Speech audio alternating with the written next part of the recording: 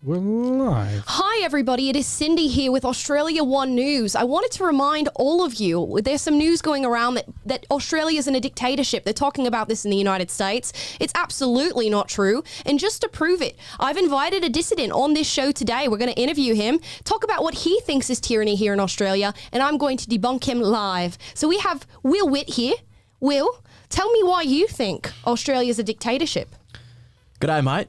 G'day. Here, I've got to take a photo of my face, Yeah. send it to the Govy, and they're going to tell me that I'm safe at home. Well, Will, are you doing anything wrong? No, mate. Then why does it matter? I don't want to send a picture of my face to the bureaucrats. It's for your health and safety. I need something else. You got anything else? All right, mate. I'm out walking the other day, right? And this guy comes up, Yeah. got a little gun, shoots me with a rubber bullet, mate, Yeah. just for walking outside without a mask. Well, guess what? Was there a grandma out there? Don't know, mate. You could have killed her. Yeah, I could have. I think you saved her life. Mate, I got to walk around and get tear gas. Anyways, right in my that's enough face. there from Will Witt. As you've just heard, I've had a dissident on the show. We've disproved him. Obviously, Australia is not in a dictatorship, and we're going to end the show by saying you better all be in your homes. And if you're not, the government will find out, and they will attack you for your health and safety. Thank you for watching. This has been Australia One News. I feel very safe, mate. Right up. Scene. Guys, welcome to the show. Will and Amala live. It's Will's first actual week sort of back. Well, I'm gone tomorrow. So You guys got a little taste of Will for a little bit, and then he's gone again. just a small taste.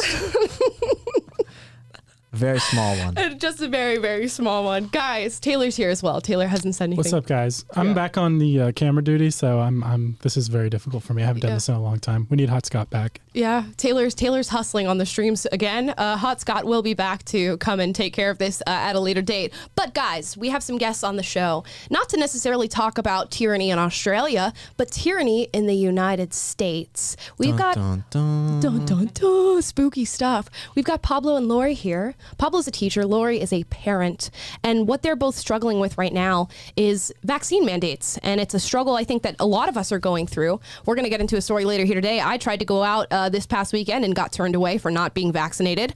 So I think this is going to become a part of life for many of us here in the United States, specifically for those in California. So Lori and Pablo, I want to leave it to you. We'll lead with Pablo because you're the teacher. Talk about your story, what you're experiencing right now with vaccine mandates here in LA. Thank you so much. I'm so glad to be here. I just wanted to say that it's been such a difficult journey as a teacher.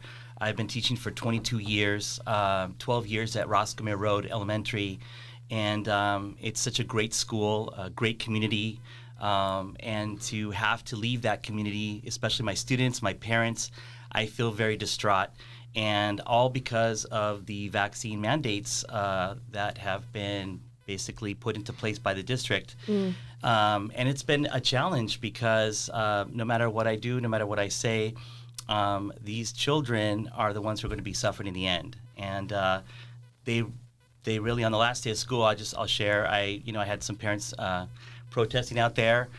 They really don't want to see me go, and I don't want to go. I was okay to teach previously.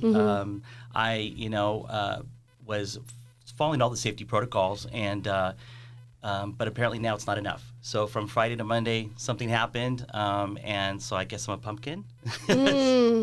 So anyways, it doesn't make any sense. So I'm very distraught, and I feel that the ones who suffer in the end are really the children, especially.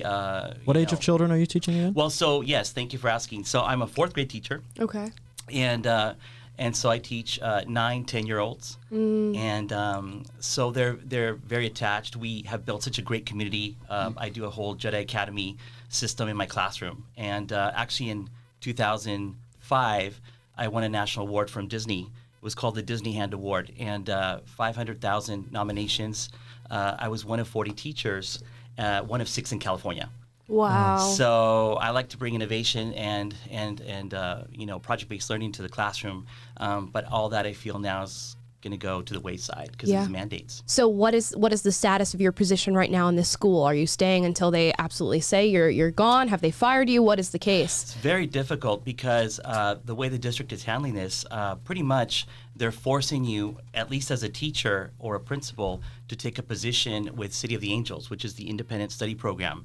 And what makes it very difficult is, first of all, the program is kind of, well, it's not doing very well. It's not very organized, to say the least. And I'm sure the quality of education there is nothing compared to what we have in the classrooms. So I feel sorry for those kids as well. But there are many staff members, support staff, for example, carpenters, painters. There are, teachers' aides and psychologists who have no choice. They did not get that as an option. So, yeah. It's very, very unfortunate. Do you think that the teachers are going to rally against this, possibly bring a lawsuit against this administration? Absolutely. I think so. I think that the teachers are going to unite and that we're going to fight this because it is an injustice. And it is affecting the lives of just not the teachers, and their families, actually. I have my own family, but also all the families that they reach out to. It's imperative to note that you said these are 9 to 10-year-olds who you teach.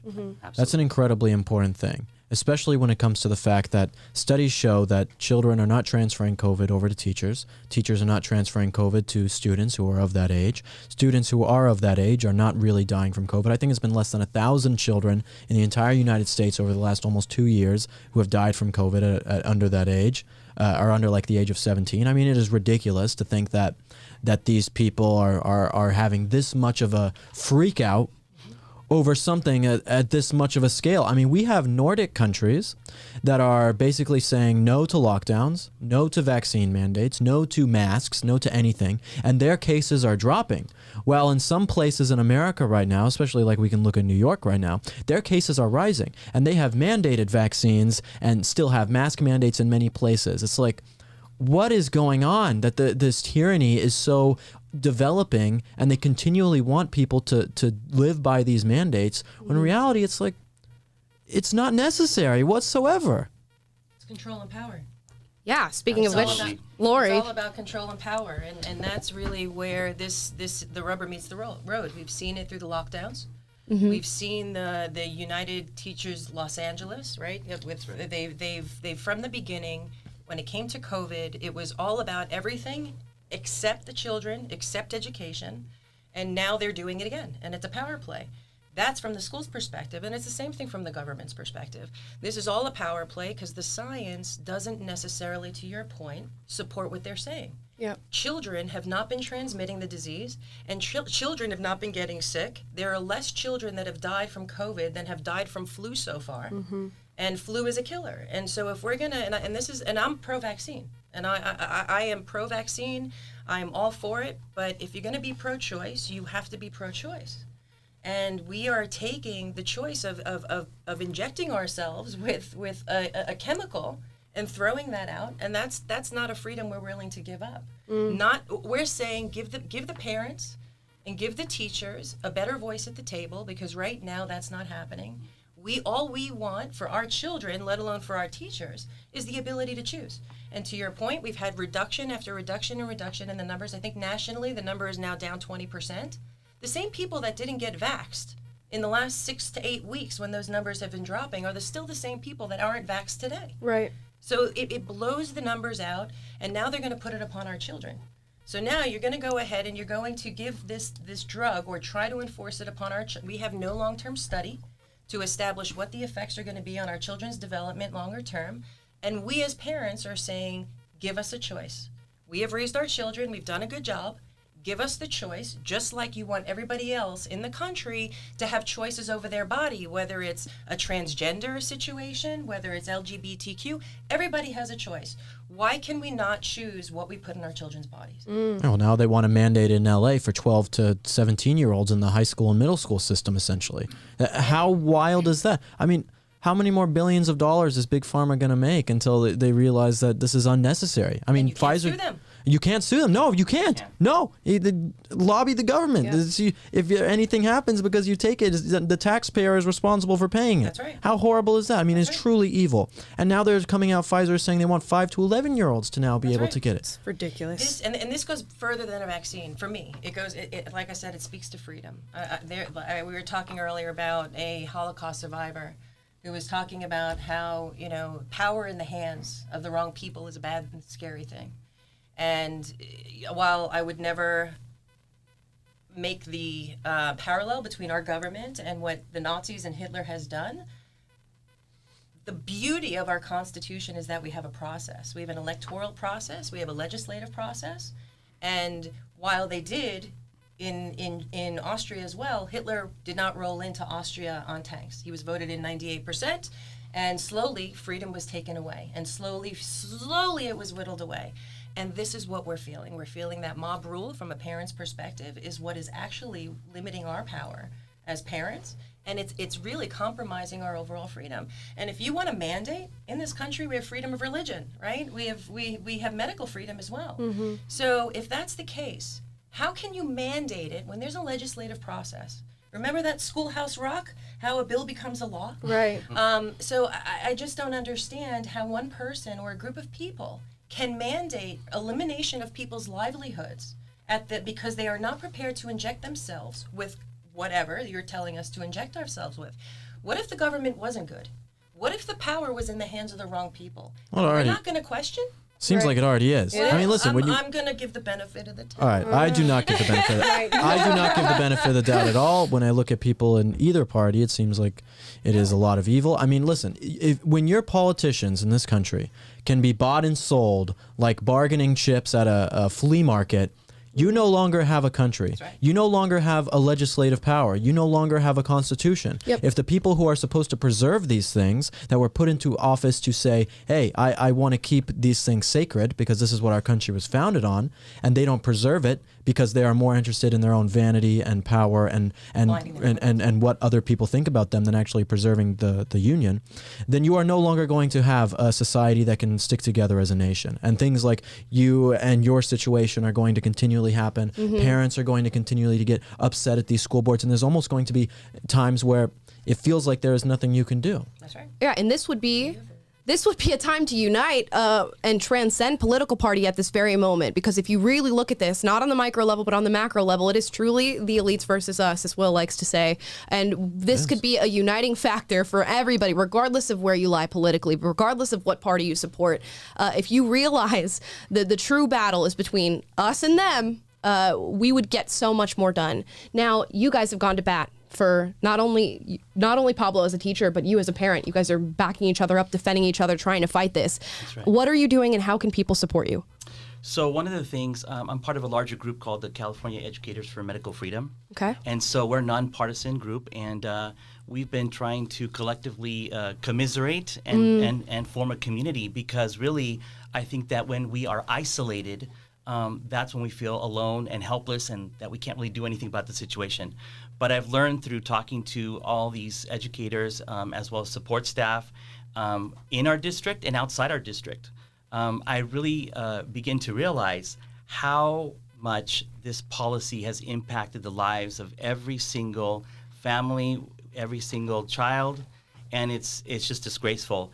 Not to mention that, honestly, I myself had a religious freedom accommodation. Mm-hmm. So, and, I still feel, though, discriminated against, because I feel that I was actually ousted, rather than being accommodated in the workplace and continue to work as I already have been working since last year, since we started our safety protocols and weekly testing that includes and masking and everything else.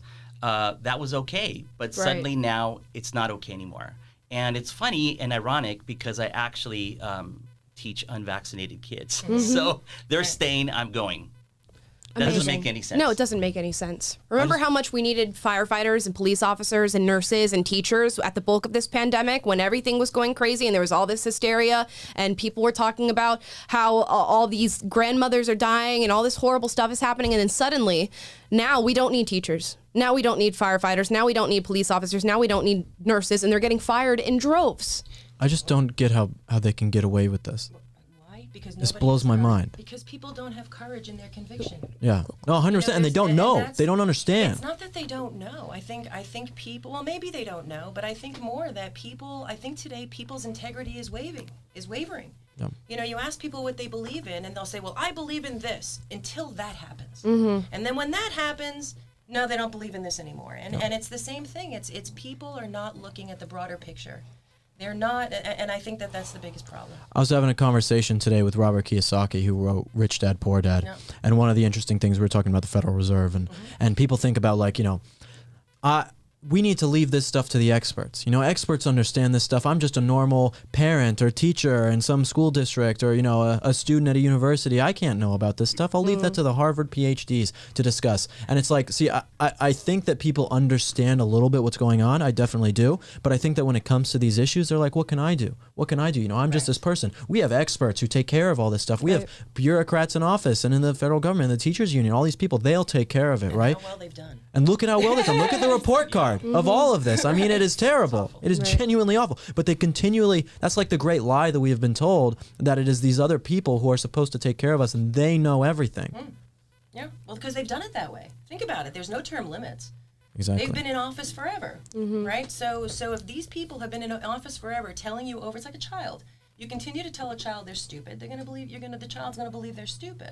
These people continue to impose their power upon you. You're going to believe you're powerless. While we were standing in front of the school with picket signs in support of one of the greatest teachers we have, let alone the fact that he's a male teacher and we're dying for male teachers. The only one, by the way, the only one. And good, right, the only one in our school. Wow. It's a big deal. And we have a homeless crisis, which let's not even talk about pulling people's jobs during a homeless crisis. How do you fix the homeless? Create more? I don't get it. Right. But the reality is that there are so few people they're saying, so what is this going to do? Right? A woman who was standing there protesting with me said, well, what is this really going to do? And I said, you have to, because the first step is speaking out. Yep. Speaking out loud, and because you have to fight back. Yep. Our history, we would not be here. You and me, because we are ancestors of Holocaust survivors. We would not be here if somebody didn't stand up for us. You gotta stand up. Yeah, that is step one. And when you do stand up, guess what? Their systems fail. These businesses that are going to force vaccine mandates on you and then suddenly have no customers, those businesses fail. You have to not comply. And what's going to happen here with the teaching and the teachers unions who are also pushing this is that you're losing good teachers, because the teachers who are advocating for choice and freedom, those are the ones who truly have values. Those are the ones who truly have morals. And those are the teachers who are trying to pass that on to your kids. So essentially, you're just leaving all of our schools to be devoid of anybody with any logic or any value of freedom. So our school systems are going to fail. That's exactly what's going to happen. And if we don't speak up and do something about it, nobody's going to do it. The bystander effect is kicking in here more than I've ever seen it before. People sitting there and expecting somebody else to do something for them, and it's not going to happen. What is the Jedi code? The Jedi code that you teach. Code. You gotta speak it. Okay, so use kind words, help when you can, share and take turns, listen to what others have to say, be honest and truthful, think about the feelings of others, remember your manners, hold your temper, think before you speak or act, and work and play fairly. And take the high ground. That's right. Always. Take the high ground, always. Yeah, right. See, these are the teachers that you're losing by not speaking up. These are the people that you're losing. Do you think some woke leftist who's sitting in their fourth grade class is teaching that to kids? No, they're teaching dishonesty. They're teaching lies. They're not teaching people to treat others how they would like to be treated. They're saying, well, other people don't have your values, so let's just step all over them. That's what we're going to leave in our schools if we do not fight these mandates. So tragic. It is really... It's distressing to even have to think about It's it. the saddest time that in America, I think. It's I think it's more sad because it is all self-inflicted. It's like a bunch of people coming with guns and shooting themselves in the foot over and over and over again until they can't walk anymore. That's really what it feels like. It feels like mob rule has won. Yes. Right? It's as if mob rule and there's no discourse, there's no room for disagreement and conversation and respectful disagreement, which is incredibly sad. And then you see it and we look at our kids. That's right. And we say, if this is how, if we can't have a conversation as adults, what are we teaching our children? Right. And what is our world then going to look like 30, 20 years down the road? Right. What are we going to leave them with? No, it's not going to be the same world whatsoever. We don't even they're not even enforced. They don't even say the Pledge of Allegiance at school. Right. No. Well, you destroy history. You got to teach kids to love America. But they don't want to teach kids to love America. They want them to hate this country. They do. If they can teach them to hate this country, make them part of a collective intersectional identity group, you can make them think anything you want them to. Because they don't know America's founding and they don't know what it means to be an individual. And you break all of those things down in this country and you turn them into mindless slaves who are only obedient to the authority that is given to them in a public school system. And teaching them to live in fear at a very young age so they can become the automatons that you want them to be in the future. Exactly. And when you come with the little blue pill in the future, they'll take the pill. Right. You just have like good question authority. Exactly. You just have like a good parent, okay? What a good parent does is like if you have boys, right? You have boys and they continually test like how far they can go with their parent, maybe hitting their friends or things like that or doing crazy stuff, and you test it. You continually test it. You're questioning the authority. Those used to be things that like it was a marker of a good parent, and then you would eventually say, there's the line, you can't cross that line. But now there is no testing of that authority. It is only the authority, and you can't test it or you will be punished and shamed. You can't question the authority. Yeah. Well, guys, support Lori and Pablo here. Is there a specific way that people can support you online on social media? Yes, there is a support Mr. Gaeta GoFundMe page. And we are trying to support him, obviously, to supplement his income and then obviously any legal fees he may incur as he tries to fight for his freedom. Amazing. Okay, if there's anything we can do for you guys, please. Yes. Thank you. Let us know, Thank you okay? so Seriously. Thank you so much. So, yeah, and we will include whatever it is in the comment section, and we'll pin it. We'll pin it in the bottom of this video so everyone can see it. If you're watching this later, you can see it in the comments and go support the cause for sure. Much appreciated. Yeah, of course. Thank you for being on. Appreciate it. Thank you, guys. Thanks, guys. Okay, guys, more news, and it is also COVID related. If you were on Twitter at all this morning, you probably saw the name Dennis Prager trending. The name Dennis Prager is trending because Dennis has COVID, and he's had it for a few days now, and he finally decided to come out and tell people about it. Now, let's hear Dennis talk about it, and you guys can come to your conclusions. From my home because I'm not going into the station as I have COVID. I was tested positive last week, and I have been steadily improving. At no point was I in danger of hospitalization. I have received monoclonal antibodies. That's Regeneron. I have, of course, for years, a year and a half, not years, been taking hydroxychloroquine from the beginning with zinc. I've taken Z-Pak, the erythromycin, as the Zelenko protocol would have it. I have taken ivermectin. And I'm going to pause him there. He goes on to talk about how he prefers natural immunity over vaccinated immunity, which is... I think that's the most important part. I feel like we should maybe play that part of it. I mean, he says exactly that. Here, I'll go a little bit ahead for you guys. I think that's incredibly important. I think that's part of the reason why people are getting upset with them. Well, it won't load now, so... Now our internet's not working. He says exactly what I just told you.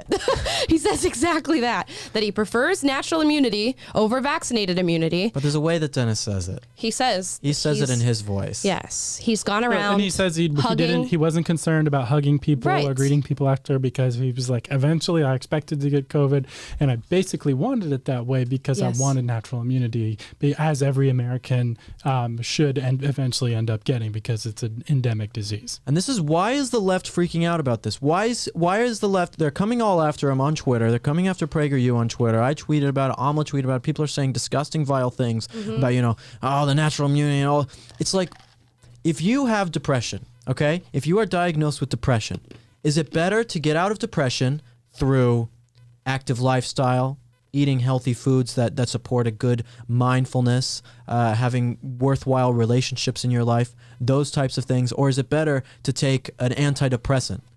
It's like, it's so obvious which one is better for you in the long run. It is so obvious. The fact that people are freaking out and saying, oh, it is better to have the vaccine instead of natural immunity, is wild. I mean, that is truly remarkable to think that people have switched over to that side, when obviously a natural remedy is of course better. It's ludicrous. Yeah, your body and the way that it processes viruses is going to process it better if you actually have obtained said virus rather than having a vaccine that is tried and true, that's studied, it's real, it doesn't matter. And any any actual logical doctor will tell you the exact same thing. It is better to naturally get a virus than it is to be vaccinated towards a virus. But that's, whatever. Moot point, I guess, not really, but what has come out after this, after Dennis saying that he has COVID, is an onslaught of hate from the left, and hate that shows you what the left is all about. I want to read some of the replies to my tweet here. And I said, the responses from the left to Dennis Prager surviving COVID-19 tells you all that you need to know about the left. And even so, under this tweet, he hasn't survived yet. Sorry, with the vaccine, surviving so far. People who are actively wishing that Dennis Prager would die of COVID-19 in this comment section on Twitter, and that's exactly why he's trending on Twitter. It's people leaving an onslaught of comments saying that Dennis Prager deserves to die. Amazing. You don't subscribe to the religion, you deserve to die. That is the new norm in America today. Right. You don't subscribe to the leftist religion 100%? Sorry, game over for you. I hope you die. They are woke jihadists. That is exactly what they are. They are wokeism fundamentalists subscribing to this religion and saying that they don't want dissidents. And because Dennis is a dissident who's actually being logical about where he stands in regard to COVID-19, has the virus, is doing well enough to still do his show and talk to people about it. And that's what makes them upset. I remember when Rush died like 2 months ago when Rush Limbaugh died, something like that. And I remember going to some leftist YouTube channels. I remember going to Hassan Piker's channel and some others, I think Vaush, and seeing what they were saying about the death of Rush Limbaugh. And these men is loosely termed, these guys were coming and saying, how happy they were that Rush Limbaugh died. They were saying that. But we have to look at the bigger picture, because what these guys were saying about when Rush died is that they were happy because they felt like Rush Limbaugh pervade evil throughout the world and influence people to be evil. If Hitler died, if Hitler was around today and he died, I would be happy. I'd say, hell yeah, Hitler died. Hitler sucks. I'm glad that Hitler is dead. Okay? If Hitler was alive today, I would be happy that he died. So if people think that someone like Dennis Prager or someone like me or someone like Rush Limbaugh or Trump, and they say, you are an evil person, and they think that you are an evil person spreading evil ideas, and then you die, I understand why they would say what they say. If the whole world tells you that Dennis Prager is an evil anti-Semitic Jew, then of course you're going to be happy if you think that he's going to die. Yep. I get why people say this. It doesn't mean that it's right, of course, but I get why people say it, and that's why it's really about turning the culture away from people who think that we are evil. Because people who think that good is evil are the ones who the world is not made for. People who cherish good things and love good things is who a just world is made for. People who herald evil as good and good as evil are the ones who are destroying everything that we love in this country. Yeah, and Dennis doesn't have any evil bone in his body. So, yeah, the fact that the propaganda surrounding him and others like him, Joe Rogan, Rush Limbaugh, that it's so pervasive that people actually believe that he's evil is just beyond me. Blows my mind. Now, somebody who's been calling this out recently is Bari Weiss. You guys may follow her on Twitter or on Substack with her brilliant articles that she puts out. But she was on CNN on Brian Stelter's show. And I just want to show you this back and forth with the two of them because she holds her ground and I very much admire it. You write, there are tens of millions of Americans who aren't on the hard left or the hard right who feel the world has gone mad. So in what ways has the world gone mad? Well, when you have the chief reporter on the beat of COVID for the New York Times talking about how questioning or pursuing the question of the lab leak is racist, the world has gone mad. When you're not able to say out loud and in public that there are differences between men and women, the world has gone mad. When we're not allowed to acknowledge that rioting is rioting and it is bad, and that silence is not violence, but violence is violence, the world has gone mad. When we're not able to say that Hunter Biden's laptop is a story worth pursuing, the world has gone mad. When, in the name of progress, young school children, as young as kindergarten, are being separated in public schools because of their race, and that is called progress rather than segregation, the world has gone mad. There are dozens of examples that I could share with you and with your viewers. And you say everyone allowed. sort of knows this, and you say we're not allowed, we're not able. between... Who's the people stopping the conversation? Who are they? People that work at networks, frankly, like the one I'm speaking on right now, who try and claim that, you know, it was racist to investigate the lab leak theory. It was. But I mean, who let's said just that take at an CNN? example. But I'm just saying that when you say allowed, I just think it's a provocative thing you say. You say we're not allowed to talk about these things, but they're all over the internet. I can Google them. I can find them everywhere. I've heard about every story you mentioned. Course. So I'm just suggesting, of course, people are allowed to cover whatever they want to cover. But you and I both know, and it would be delusional to claim otherwise, that touching your finger to an increasing number of subjects that have been deemed third rail by the mainstream institutions and increasingly by some of the tech companies will lead to reputational damage, perhaps you losing your job, your children sometimes being demonized as well. And so what happens is a kind of internal self-censorship. This is something that I saw over and over again when I was at the New York Times. Did you guys know, fun fact, PragerU just got out of Facebook jail like 3 weeks ago. Yep. For after a year. Yep. We were in Facebook jail for a year for some, what was it? I mean. Was it the polar bear thing?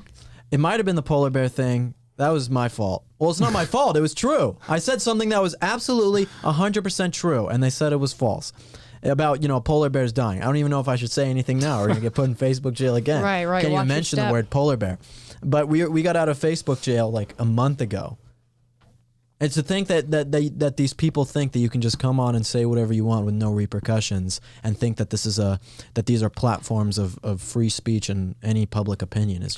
It's literally delusional. She said it's delusional. Yeah, and it's the loophole that he's trying to use of saying, well, the fact that you're telling me about these stories right now means that you have access to them. So how are you saying that these things are being censored? Knowing full well that he works at CNN, a company that is notorious for censoring true information and putting out propaganda. And he fails to make the connection, which he does make the connection, he just fails to recognize it publicly, that CNN is perceived as authority here in the United States. People hear their news from CNN. They believe that it's tried and true because they are a large corporation and an institution that is so mainstream and an institution that paints themselves as if they are telling the truth. So yes, when CNN chooses to go with other stories that don't actually propagate the actual truth and allow other third-party people who do not have a stronghold on American news media to actually tell the truth, you are engaging in censorship and you are lying and you are part of the insanity. And I think that Bari Weiss doesn't let him slide on that, and she actually does put that out publicly, which is great and something rare to see on CNN. It's like I think about like people in China and some of these underground Christian churches, you know, and I can see like Brian Stelter rolling up to one of them and saying like, well, you guys can meet together and you guys can talk about your Christian ideas, so obviously you're allowed to say it. Huh? Aren't you just allowed to say it? It's like just because someone in a smaller group of people or is allowed to say something does not mean that thing is protected. First of all, protected like it should be, and also, I guess the mainstream idea that is going to be accepted as something new and novel and able to be put out there. You know, it's a difference if you're saying, okay, you have hateful, disgusting, horrible speech that is threatening other people or libel or something like that, and you can't say that. That is different. That is not protected by the First Amendment.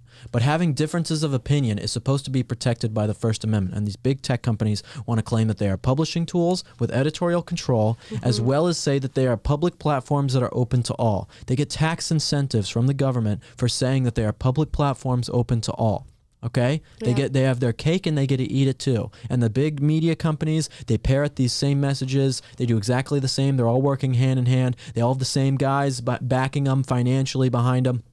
It's all bought and paid for. It's all the exact same. Yeah. So state your case. If you're, these big tech overlords need to come and state their case. Are you a public forum that allows everybody but chooses to censor conservatives? And if so, that's problematic. Or are you somebody who is engaged in censored media output? And if so, why is the Taliban? Why are jihadists on your platform? Why are people talking about committing violent acts on your platform? Are you censoring bad information and keeping people protected from that information? information on your platform, or are you a public forum? And obviously, we're not getting answers on that, and the government's not holding them accountable. So it's on them as well. No one is holding them accountable. No one is. Taylor, and you have no leadership to hold people accountable for their actions, whether it's with people staying off of work and now you have supply chain issues, or it's big tech and mainstream media silencing people, whatever it is. I mean, we have a huge accountability problem in this country. I think that is really, I've been thinking about it recently over the past weeks and getting asked a lot of questions about it in my speeches. I think that really one of our biggest problems in America is a lack of accountability. Yeah. That people don't have to take accountability for any of their actions. Mm-hmm. Politicians don't have to, media doesn't, social media doesn't, big corporations don't, professors don't, I mean, unless you're a conservative. That's it. You know, like the NFL coach who got fired for calling someone gay or something 10 years ago. It's like these are the people who have to take accountability for their actions. But as long as you're on the left, you can commit any sort of act. It doesn't matter. Mm-hmm. You don't have to take any sort of accountability. Oh, it's completely true. It's like the quote Tom Sowell said. It used to be that meteorologist was the only job that you could get on TV and just lie through your teeth and still get paid. Now everybody can do it. Everybody meteorologists have good intentions. I know. Unless you want, like, people, you say it's going to rain, and then you're just trying to... wet today, buddy. Yeah, you're trying to hog the park for yourself. So you tell get what I'm saying. I get what you're saying. You get what I'm saying. No, and you go ahead. Yeah, no, keep... Well, the success of a representative democracy hinges on what Will's talking about, is accountability. If the mechanism, like, you being able to vote out people who lie to you or who do not represent your interests is what it is to hold them accountable. And if that mechanism is broken, if you're no longer holding school board members accountable, or your local representatives, or the president, or whomever accountable for lying to you and for spitting in your face, then the whole mechanism is broken down. And it starts with believing that your vote matters, and it starts with believing that your voice matters. And and you bringing that to bear in the system. But then if the system is broken to an extent where, well, my vote and my voice are no longer being heard, well, then we have a serious problem. And if you want to talk about systemic problems, we need to repair our democracy and repair our systems to where and take them back from the people who are no longer allowing us to be represented and no longer representing our interests. What is one of the best things about the American founding? It is that you can overthrow the government every 2 years. Okay? Through elections. I mean, that is a remarkable thing, that you can literally overthrow the government and change out all of the people within it every 2 years. Yep. But it is no longer that way because people do not educate themselves on the issues. People do not educate themselves on the candidates and the amount of money that is pouring in from both corporations and it's tied into the problem you mentioned earlier too about outsourcing the way you get your information to the experts. It's like, I don't think enough people, everyday people, have yet realized that the media is lying to them, and that politicians who they used to, like, people are still running off the momentum of back when the media was trustworthy and when they had standards and when they had journalistic integrity. And so the media is still running off of that trust, but they're taking advantage of that. And people like Brian Stelter are like, well, people can still talk and say whatever they say, but in reality, they're spinning a specific narrative and they're suppressing any dissident information, and that doesn't fall in line with what they want to push. And they've completely gone back on their mandate, which is to report the truth and arm the people with facts. That's the whole point of the media, is to arm people with facts so that they can make their own choices. And that's something that's been completely lost right now. And so it starts too with educating yourself, also like Will talks about, and digging deeper into what's going on and not just taking the media's word for it. Because as long as you still have some like surface level of engagement with true information, and then you're not going to be armed with the facts that you need in order to counter the lies that are being told right now and the lies that are dominating. So it's being uninformed makes you manipulable, and you should not be uninformed. 100%. And that's a very good line. Being uninformed makes you very susceptible to manipulation by the powers that be. Yep. And they're making being it harder. scared too, by the way, which a pandemic can really they go hand in handy hand. for these people. Yeah. It does go hand in hand. And they're making it harder and harder for you to find truthful information. At this point, it's like if you even make a Google search of trying to find these things, it's increasingly difficult, and it's going to be more so because that's their main goal, is to make it unable for you to find true information. Now, here's a video from 1946 talking about educating children, how propaganda gets in there, indoctrination gets in there, and how it infiltrates our schools. 1946. A community rates low on an information scale when the press, radio, and other channels of communication are controlled by only a few people, and when citizens have to accept what they're told. In communities of this kind, despotism stands a good chance. See how a community trains its teachers. Bear this in mind.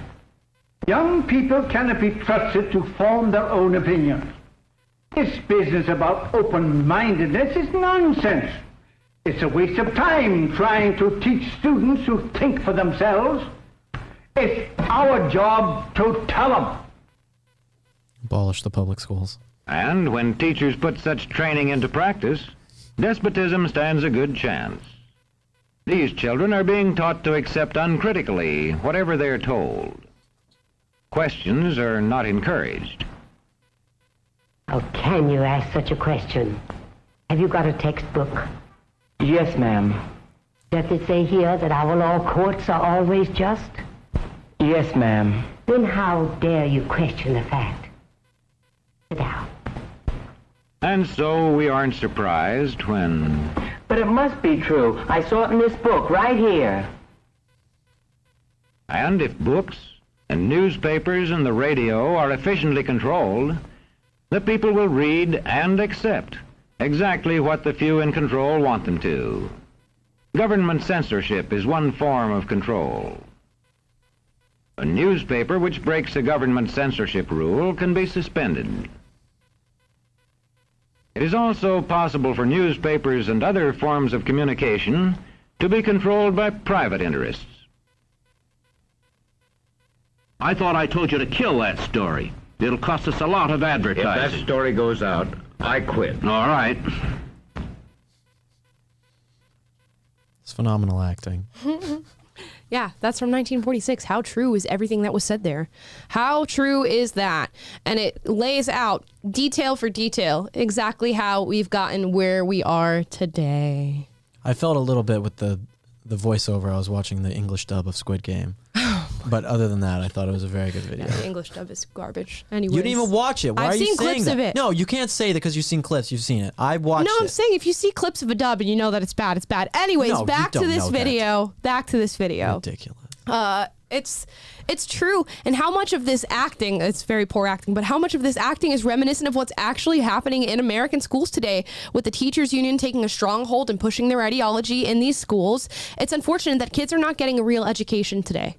Exactly. Abolish them. No, don't abolish them. It's a horrible argument. Get rid of them. It's horrible argument. No, it's not a horrible argument. Get rid of them. You sound like a leftist is what you sound like. No, I do not. Yes, I don't. do. Well, maybe I do then. I don't care. You sound like a leftist. Abolish them. You don't abolish Get public rid of schools. the public schools. Maybe we need to have an abolish public school debate on this show at some point because... Oh, the public schools have been around for so long. Oh, the Federal Reserve's been around for so long. Oh, Why don't we just keep them all? It's so good. All welfare in this country's been around for so long, we can't abolish it. Oh, is that what I sound like?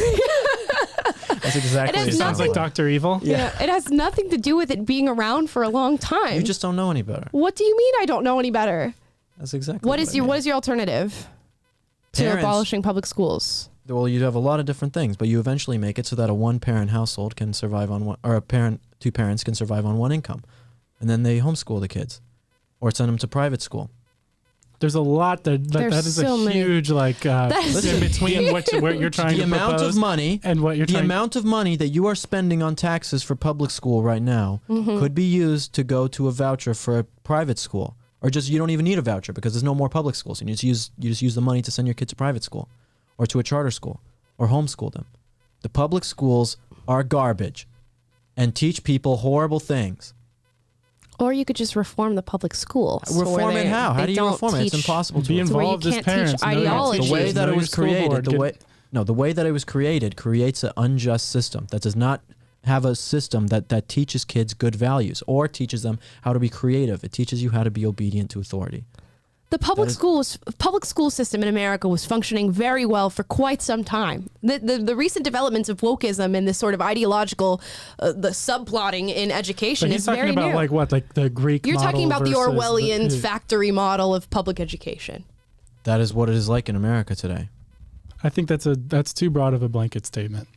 I had a wonderful experience in public schools in the 90s.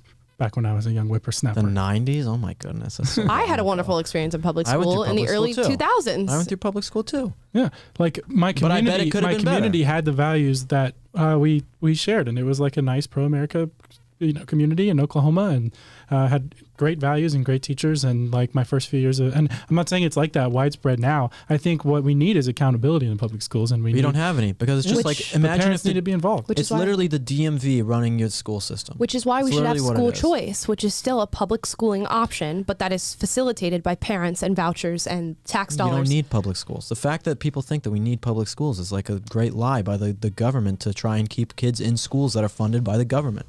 You don't need public schools. Okay, well. You don't need them.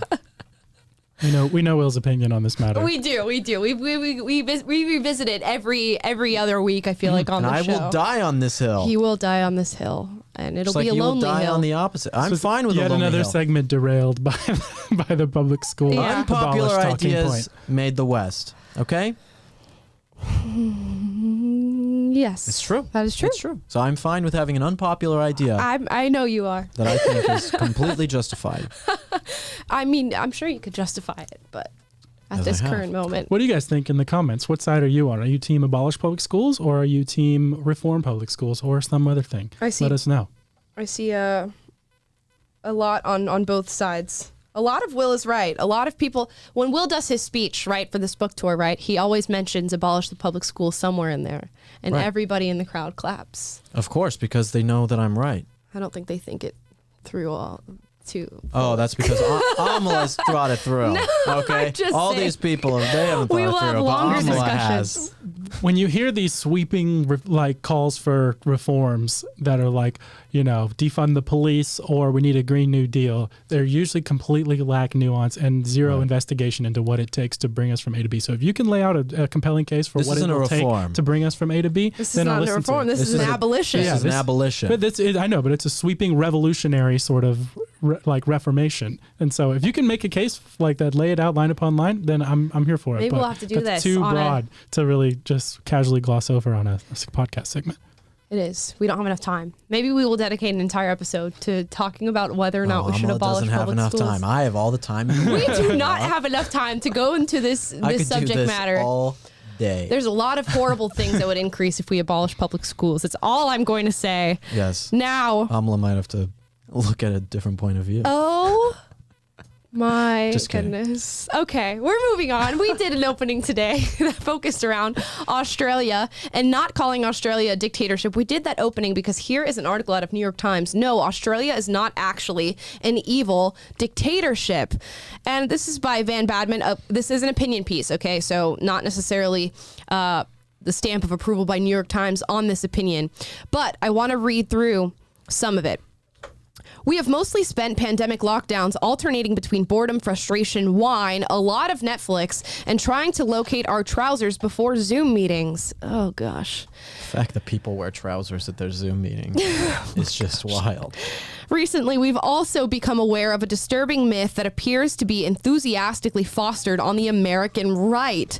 Our experience of the pandemic, apparently, has been that of a violent police state. We must have been too busy taking out our bins to notice. Avi Yamini, he is Australian. Mm-hmm. He's not just some American guy trying to make a big deal about things. Avi Yamini is a reporter in Australia. He reports for Rebel News, and he has been reporting the entire time that this stuff has been happening about what's going on. Why do you have police officers in Australia coming out and saying, I'm not going to do this anymore, mate? Like, they're coming and saying that because they don't want to be complicit with this tyranny anymore. Right? Yeah. And one thing important to note is that in Australia, which they are doing right now, is that they are taking police officers from places on the west side and then moving them south and everything. They're moving police officers and different officials for this tyranny to be enforced into different places so that those police officers are not still in their communities. Because if those police officers were still in their communities, then they wouldn't want to do this tyranny so much. But if they're in somewhere else, where they're not familiar with people they have no idea who they are, then they're going to enforce those rules because they don't know these people.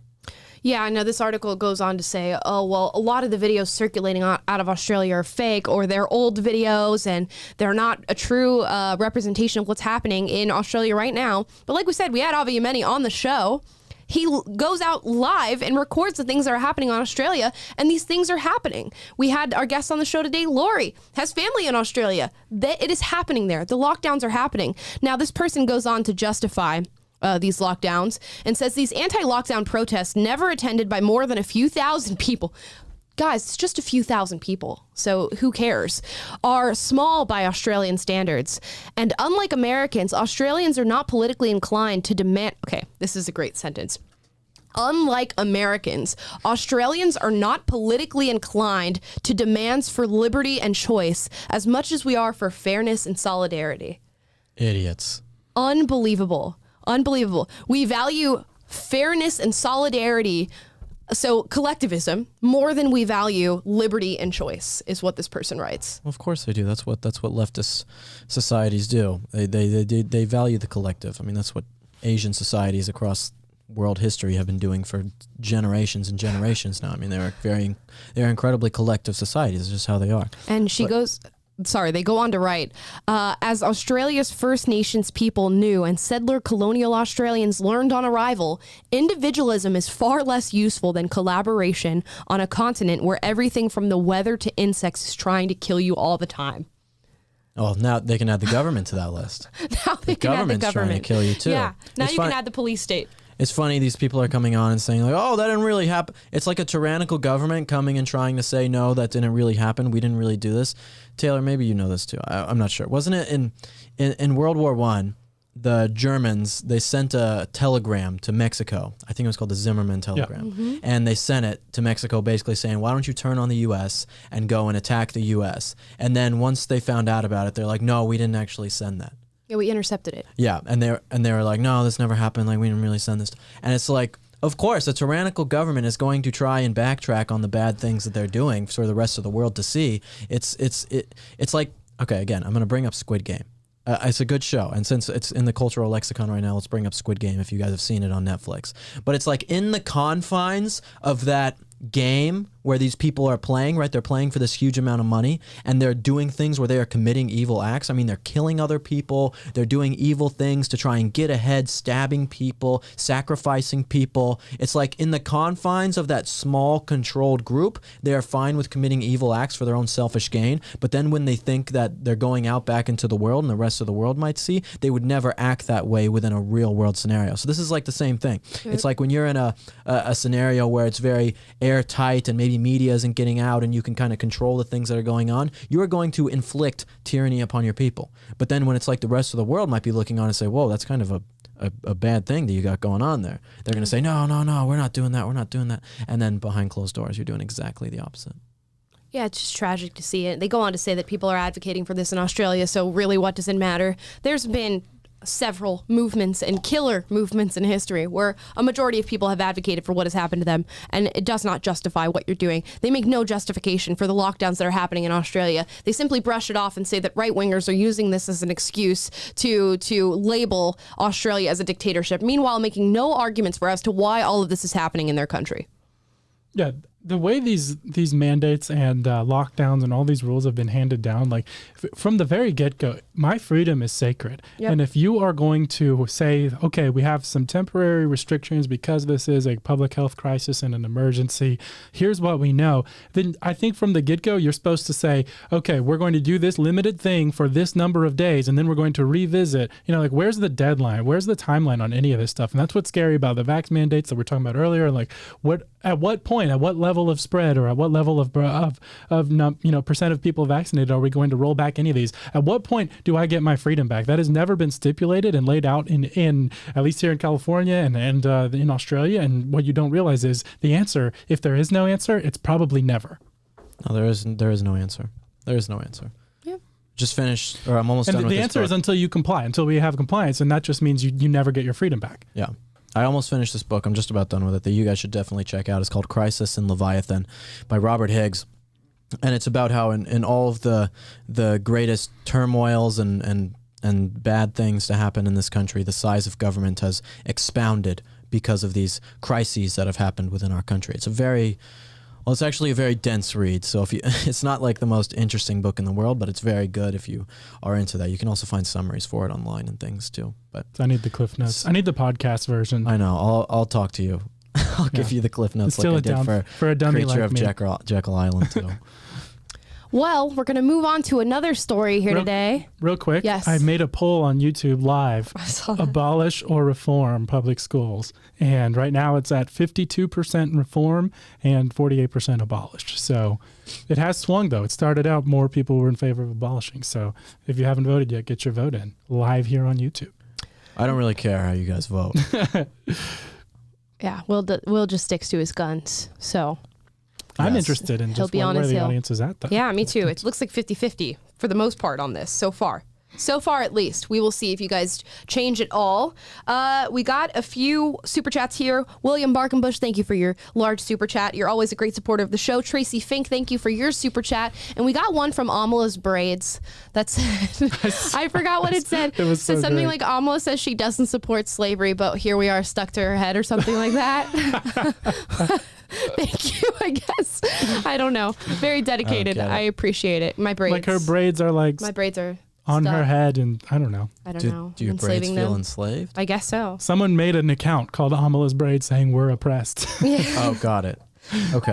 Anyways. And then did a super chat just so it would be seen. Apparently, I appreciate the effort. Apparently, it's not the only thing that I'm oppressing, because I'm going to be doing a speech at Winona State University on Thursday night. So if you are in Winona or in Minnesota and you want to come see me, there will be an Eventbrite link. Hopefully, I'll try to put it in the comments down below. Minnesota. Yes, great state, Don't Minnesota. you know, that's where I'm from I've originally now. never been there. Oh, it's going to be a blast. Like, you're going to have the best time now. It's so cold. I bet it is going to It's be October. really cold. It's not too bad yet. Yeah, it's not too bad yet, but it gets so cold. I went in January. And also people, I think because it's so cold, people are pretty mean. In the Twin Cities, they were very mean. Really? They're very mean people. Minnesotans are extremely nice. They're think that there's a thing called Minnesota nice. I know, It's but like they're I think in accommodating like the outskirts and everything. But I think that in the city, I've never met meaner people. They were some of the meanest people I've ever met in Twin Cities. Well, city Very people are rude to me. generally worse. Yeah, anyways. that's true. They were so cold and bitter. You get used to the cold though, and then you're just like, whatever. I'll just bundle up and go live my life. Oh, you got another sleeping bag there. Get your long johns on and go out. Don't you know? Well, I'm getting protested at Winona State University. Here's the No Amala. Send her home. Hey, you get out of here with that racist language, don't you know? Oh my goodness. Darn tootin', you let her leave. Here is the Instagram post from the Winona State University College Democrats. Protest hateful ideologies.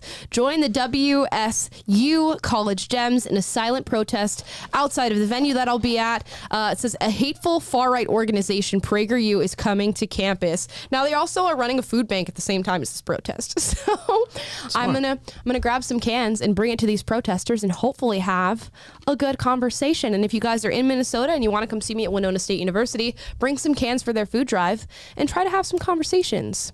No throwing the cans. Well, to the leftists, no, don't throw the cans at me either. I would hope. Be nice. Be nice. They are going to be silently protesting, which I wonder if they will use it as an excuse to not talk to me when I try to talk to them. That'll be interesting. What is a silent protest out on campus? What does that look like? They just sit They there? make signs. So they've already made signs that says hate has no home here. And they drew a little house on it for me. So this is very cute. I want to see if I can get one of the signs to take home. I mean, why did, like, you agree with that? Yeah, no hate here. Listen to my speech. No hate will be spewed, and I'll be anti-hate with you. Right. But I'll also be anti-hate you hating me. I'm anti-you hating me. Of anti-hate, of hate, anti-hate. I hate the anti-haters whose hate is imaginary. Exactly. It's a hate crime because I hated it. I sure hated it. It's from But the yeah, office. we'll see how it goes. I wonder how many people are actually going to show up for this protest. I'd be curious. I don't know. Very curious. Now we're going to move on to our last segment of the day, and that is Dear Will and Amala. Since it is Monday, we only have a couple of questions submitted through Instagram. If you want to submit your questions for Dear Will and Amala, follow me on Instagram at the Amala Ebanobi. Follow Will at the Will Witt. Follow Taylor at Taylor Trendle. And here's our first question. This is from 26 Blue Dimples. I might leave this one for you guys. It's a great name. I've been having trouble coming to terms with the great beyond since I graduated uni. What should I do? It's a really interesting question. We didn't get many questions, but this one was one of the more interesting ones. What does that mean? The terms. Yeah, I'm not sure what Well, coming to terms with something is like I'm wrestling with this idea, I guess. Mm-hmm. But the great beyond, that's not really a formulation I'm familiar with. It doesn't seem like a Christian idea. I don't know what this is. Isn't the great beyond like the term for like heaven and afterlife? Just like the supernatural? I don't know. They didn't really or clarify. An afterlife? Yeah, it's just a strange sort of Let's assume it's phrasing. heaven in the afterlife. Well, you're trying to come to terms with heaven? I don't know if this means coming to terms with death. I don't know. I thought it was an interesting question that you might know more about it, but clearly we're all at a loss to answer this. Will's just staring at the question, trying to decipher it. I would just say read the Bible and try and take wisdom from it and see if it will help put you to ease. I find a lot of Christians will struggle with things, but then won't read the Bible when they struggle with it and not, and not really give a full look at what's actually going on in their thinking. The answers are for you in Scripture. Read the Or what Scripture. if they're talking, okay, so people are commenting, what if they're talking about like the workforce, like the great beyond after I graduated uni? Like after getting out of school? It sounds like he got exposed to, all sorts of ideas about meaning and the destiny and origin and all that type of stuff, and is just wrestling with God questions. 26 blue dimples. Here's what you got to do. You got to go back and write a better question. And then next week we'll try and answer it. Okay? Clarify a little bit better if you're watching this show right now. If you have deep questions, then you need to be able to formulate them well. Yeah, send me like a DM, because I know they only allow a few characters on Instagram. So send me a DM of your actual question, and we will try to feature it on the show next week. How's that? Moving on. At what age do you think kids/teenagers should be exposed to internet and social media? This is from Haha, it's Hannah. Never. Oh. Kids and teenagers? Yeah, I mean... Kids and teenagers. Not until like late teens. I think they should probably be supervised and closely monitored in the preteen years. But yeah, it's not a healthy thing. And so, you have to balance how unhealthy it is to deprive them of regular socialization and the freedom to do what all their friends are doing versus the freedom to screw up their brains and get addicted to dopamine cycles and manipulated by big tech and social media algorithms. So those are the enemies that you're up against, and I don't think there's a clear-cut answer. It depends on the maturity level of your kid, depends on how much trust you have in them, depends on how closely you can monitor what's going on. You can't trust a kid. It's a kid. Yeah, not a kid. I'm saying like a teenager or someone with a degree of independence. Like you put an 8-year-old on TikTok, they can literally watch what is essentially porn. Yep. An 8-year-old or even younger. Whoever old you give it to them, they can watch porn on TikTok. That's literally what it is. It might not be butt naked people or anything like that, but essentially it is porn with the things that these people are doing on TikTok. I mean, that's what it is. If you want your kids watching porn, give them TikTok. Okay? If you don't, then don't let them go on TikTok. It's that simple. And there are phones that you can buy for your child so they can still get in touch with you and do what they would like to, but you Razr. Can't get social media on it. Yeah, get them the Razr. Nokia brick phone. They even have internet on them, but they have safe internet. You can get phones that have safe internet, no social media that your kid can still contact you on. I'm a fan of 13, 14 type of age. Once you reach that age and you get social media, please tell us how it goes. Oh my god. Over it. Alma's really looking forward to getting her first phone. Yeah, exactly. Yeah, I am. My mom told me in 2 more years I can get my first phone. So I'm really looking forward to it. No, but yeah, I think that's a good age for it, hopefully. Monitored, of course. I would advise all parents have passwords to their kids' social media if they have social media, because you never know what's happening on your kids' social media. They can literally see anything and meet anyone. Yeah, read their messages. Yep, 100%. 100%. Even my mom used to. That was embarrassing. Oh yeah. That was the You're worst. like flirting with Cindy and your mom's reading it? Yeah, exactly. I'll be like, in like 8th grade, and I'll be like texting with a girl I think is cute, and then my mom's like, "Let me read your messages." I'm like, "No, Mom. No." You didn't delete them? You just let her read them? Well, I tried to, but then sometimes it's random. It's like a TSA random pre-check. Or like random search. That was literally I'd walk home from school not thinking that I'm gonna get searched today, and my mom's like, "Let me see your phone." I'm like, "Mom, what did I do?" She's like, "You didn't do anything. I just want to see it." And then she'd read my messages, and your I'd be mom's like, "Oh a smart my God. lady." Did you get in trouble for flirting with girls in your messages? No, not for flirting with girls. No, I didn't get in trouble. It was just embarrassing. Yeah, it was embarrassing. Can your mom take you to the movies this weekend at 6:30 to go see Fast and Furious 3? My mom's gonna call your mom to make sure there's no drinking. We're going to make sure that it's okay. Okay? That's literally what happened. Oh, that's hilarious. All throughout my high school. Right. My mom would call everyone's mom to make sure that we weren't drinking. That is tragic. Wow. Yeah. That's I never drank. Of course not. No. No, never. You know. I actually really didn't drink me either. prematurely. Wow. Well, so. Losers, okay. But yeah, that's our last question. So we gave you our answers, although it is a difficult thing to answer. It was kind of a half-hearted Q&A session. Yeah, because we didn't get a lot of responses. And the responses that we did get are questions that we've done on the show before. But yeah, no, I think about it a lot because you got to realize that also your kid is going to go through everybody else having tablets and phones and all that fun stuff. And they're not going to have that. And I wonder what that does for your children long term, because it's probably going to be tough for them to deal with that. And especially with that being the way that kids socialize in large part. Mm-hmm. Yeah. So it's a balancing act that you have to play as a parent. I'm really interested to see, like, when we're all parents, what the world looks like at the time. So it's going to be crazy. It's going to be way crazier than it is now. I know. Yeah. Once me and Scott have kids, it's going to be crazy. Once we adopt. Once we both go on paternity leave, it's going to be amazing. Oh my God. Yeah, at least you'll have as much time as you need until they're 4 years old. No, we're thinking 4 years off, right? Yeah, we're to at least 3 years. If you know, we're pretty generous with our paternity leave, so it's gonna be pretty chill. I think we need to wrap up. Guys, thank you so much for watching. Please like, subscribe, click the notification bell to be notified every single day when we go live. We have a very important survey for you guys to take. We're going to put it in the comments down below. It'll also be in the description below this video. Tell us when you watch the show, how you watch the show, what you like about the show, what you would like to see on the show. If you don't fill out the survey, all three of us are fired and the show ceases to exist. So it is wholly dependent on you guys filling out the survey. And so far, you guys have. We've been getting hundreds of responses. The best ones we will get on the show and read to you guys, because we always get some really nice ones and some funny ones to read out to you guys. So go fill out the survey below.